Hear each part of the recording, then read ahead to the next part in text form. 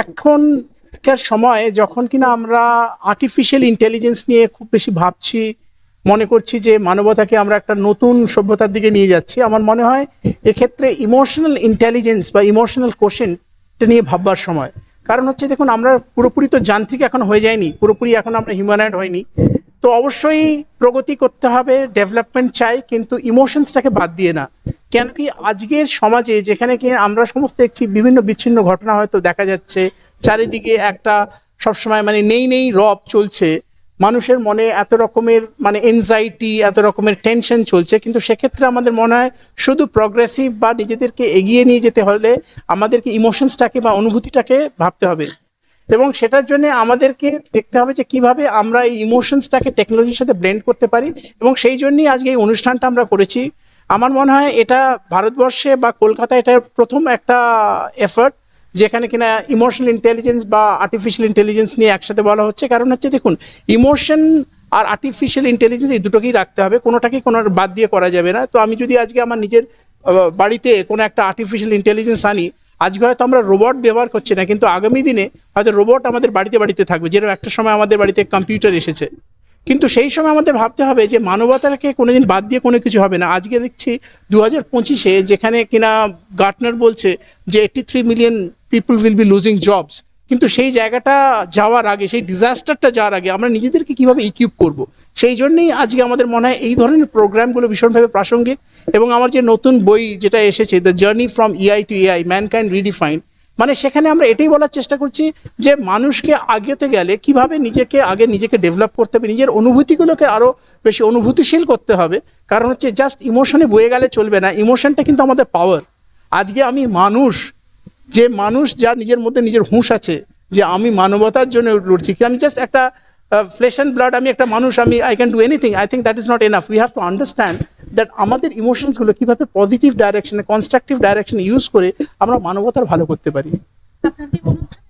আসলে দেখুন, এক্ষেত্রে কিন্তু ইন্টারপ্রিটেশনের বা যেটা আমি মানে করলেন, যেভাবে আপনি এটার হয়তো মানে ব্যাখ্যা করলেন, যে আমি কিন্তু কোনো রকম ভাবে এটার পক্ষে বা তার বিপক্ষে বলছি না। আমি যেটা বলার চেষ্টা করছি, আমি সমতার কথা বলছি।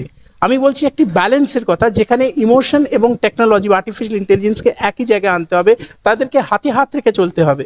এই পুরো প্রোগ্রাম বা এই অনুষ্ঠান বা এই এফার্ট বা এই বই লেখার পেছনে এই একটাই থটস কাজ করেছে। আমি 30 বছর হিউম্যান রিসোর্স ফিল্ডে সারা বিশ্বে কাজ করেছি। এখন বর্তমানে আমি দুবাইতে থাকি, কিন্তু সেখানেও আমি একই জিনিস দেখছি যে একটা ডেভেলপড সিটিতে মানুষজন আসছে একটা ভালো কেরিয়ারের জন্য, ভালো একটা জবের জন্য, কিন্তু আলটিমেটলি তারা এই একটা যে ইঁদুর দৌড় বা র্যাট রেসে এতটাই ব্যস্ত হয়ে যাচ্ছে যে তাদের যে নিজস্ব একটা যে জগৎ আছে, তার যে একটা মি টাইম আছে, সেটা ভুলে যাচ্ছে। সে ভাবছে যে আমাকে লাইফ এটা করতে হবে, এটার জন্য আমি যা কিছু করতে পারি, এবং সেই যা কিছুর মধ্যে সে তার বিবেক, বুদ্ধি, তার সংস্কার সমস্ত কিছু সে জলাঞ্জলি দিচ্ছে। হ্যাঁ, তো সেক্ষেত্রে রেভলিউশন বনাম ইভলিউশন, অবশ্যই ইভলিউশন আগে, কেন কি ইভলিউশন না হলে তো রেভলিউশন হবে না। তো সেই জন্য আগে ইমোশনসটাকে ধরতে হবে, এবং সেই ইমোশনসটাকে ভর করেই আমাকে আর্টিফিশিয়াল ইন্টেলিজেন্সকে ব্যবহার করতে হবে।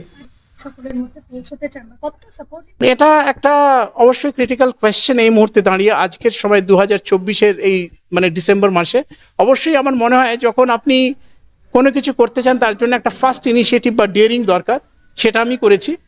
এবার ইন্টারন্যাশনাল ফোরামে এটা নিয়ে বিস্তৃত কথাবার্তা হচ্ছে। এখন যদি গুগলে কেউ এটা ট্রিগার করেন ইআই টু এআই, ওই আমার নামটা উঠে আসবে, কেন কি যেহেতু আমি ফার্স্ট মুভার বা প্রথম এই থটটা নিয়ে এসেছি। অবশ্যই এআই নিয়ে অনেকে বলেছেন, প্রফেসর হারারে বলেছেন, কিন্তু প্রফেসর হারারে অবশ্যই বলেছেন আর্টিফিশিয়াল ইন্টেলিজেন্সের কি আশঙ্কা বা কি সমস্যাটা হতে যাচ্ছে, যেখানে আমাদের বলা হচ্ছে আমাদের পেসটাকে একটু স্লো করতে হবে। ইলন মাস্কও গিয়ে বলেছেন যে আমাদের যে স্পিডটাকে কোনো রকমভাবে একটু স্লো ডাউন করতে হবে।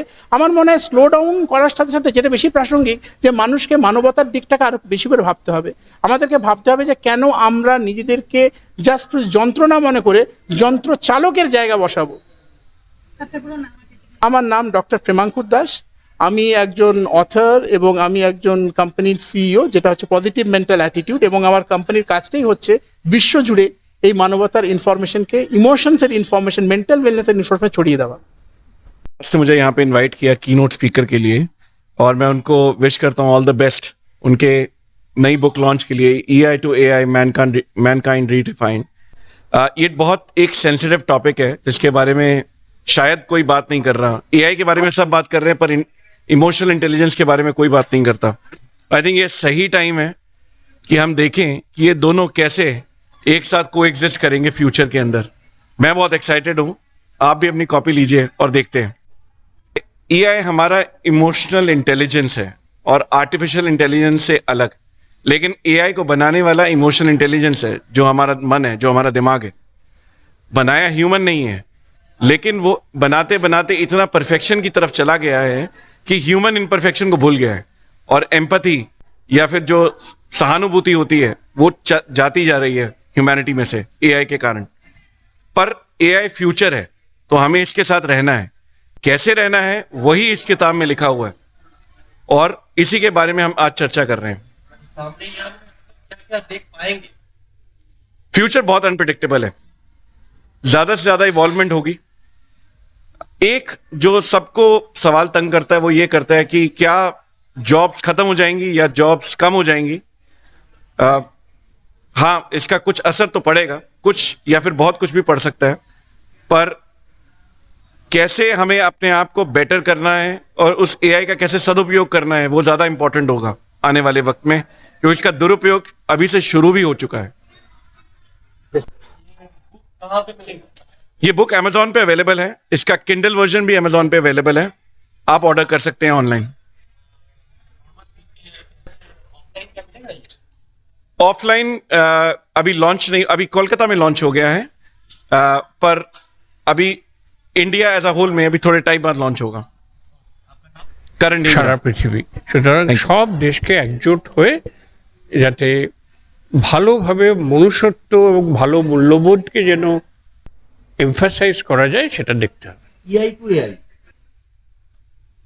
এআইকে এবং ইআইকে অর্থাৎ সাধারণ মানুষকে হেল্প করবে এআই, এইরকম একটা ভবিষ্যতের দিকে আমাদের তাকানো দরকার. শুধু এআই নয়, শুধু ইআই বা শুধু মানুষ টেকনোলজি ছাড়া না, টেকনোলজি এবং মানুষ মিলেমিশে কাজ করলে আরো উন্নত স্তরে যাওয়া যাবে, এটাই এখানে বোঝানো হয়েছে. একেবারে পুরো রোবোটিক্সটাই তো চলে এআই ব্যাকগ্রাউন্ডে চলে. এআই জিনিসটা তো কম্পিউটারের বাইরে যেতে পারে না. ওরা ছবি আঁকতে পারে, ফিল্ম করতে পারে, টেক্সট করতে পারে, কিন্তু আমার আপনার কাছে এসে সুটকেসটা তুলে দিতে পারবে না. রোবট সেটা করবে, কিন্তু রোবটকে চালনা করবে কে? এআই. সে যেভাবে বলবে হ্যান্ডেলটা কোথায় আছে সেইভাবে হাত নিচু হয়ে কোমর ভেঙে তুলবে, এই পুরো জিনিসটাই চালিত হয় এআই থেকে. সুতরাং বলা হয় এআই এবং রোবোটিক্স মিলে সত্যি সত্যি মানুষের অ্যাসিস্ট্যান্ট বা তার চেয়েও ভালো হতে পারে. এতক্ষণ আপনারা দেখছিলেন নিউজ বাংলা টিভি. সঙ্গে থাকুন, দেখতে থাকুন নিউজ বাংলা টিভি.